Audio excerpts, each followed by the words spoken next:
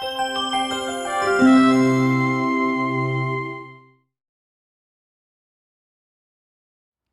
to our Spotlight series, and today our focus is going to be on a version of the swimming, the all fours version, and also on the spine stretch movement. So we're going to be working with a strong, aligned, neutral spine, natural curves, and then we're going to be working on the idea of helping those curves open out so we can do our normal flexion in our daily life with the spine stretch.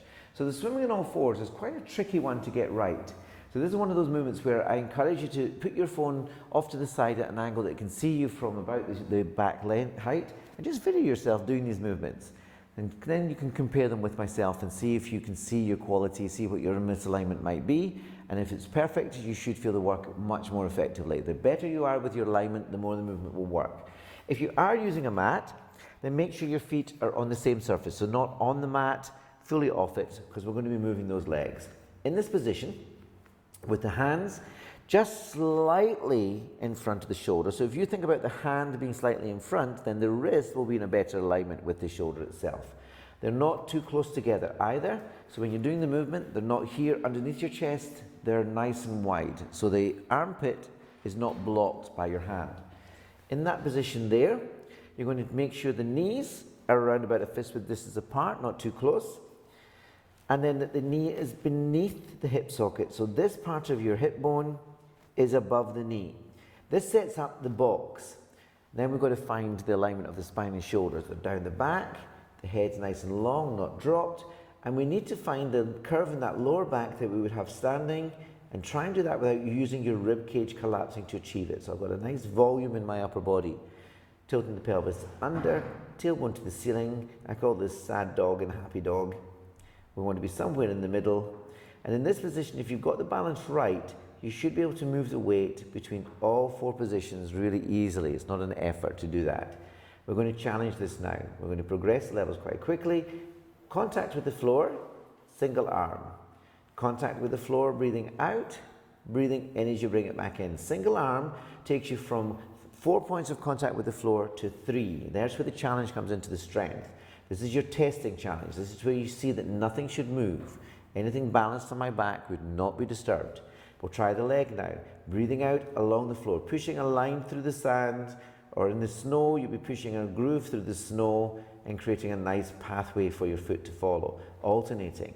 Now the key challenge here is when you alternate, you're not shifting the body side to side. You're not losing the alignment of the spine, alternating. And then the progression is quite simple. You go for your length first, contact, off the floor gently, back down to the long point and back in. If you do that with the leg, out, float, down and back in. Just adding that extra challenge with a little bit more load to the movement. Obviously, both arm and leg at the same time, your focus is coordination. They reach at the same time, they contact the floor at the same time, they come back in and you shift the weight at the same time. So when you're finished with the swimming on all fours, you should feel you've worked the full trunk inside and out. Now moving on to our spine stretch, it's quite a tricky one to set up. If you find that you're struggling because of the length of your hamstrings, these muscles here, you can do this sitting on a chair or even sitting up on a few blocks.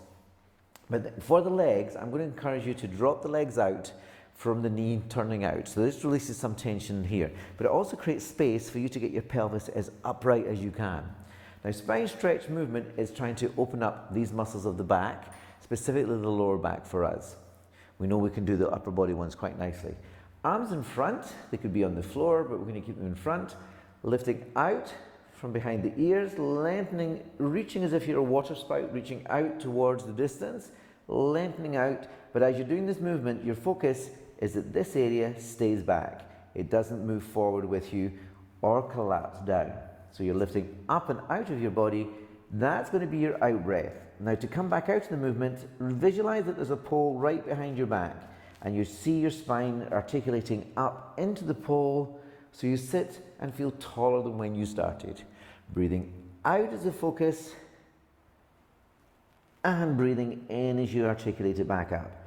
Now all the time, if you don't think about your center and supporting that lower back, you're going to feel you finish this movement not in a positive sensation in your body. You need to think that when you finish this movement, maybe 5 times, 3 to 5, 3 to 6 times, never many repetitions.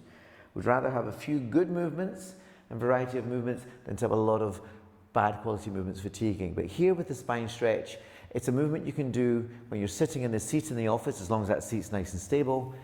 Same thing with the swimming in all fours. If you can bring that strength work to you every so often, these movements, just a few repetitions done regularly, are how you're going to progress your body and progress your understanding of the Pilates method.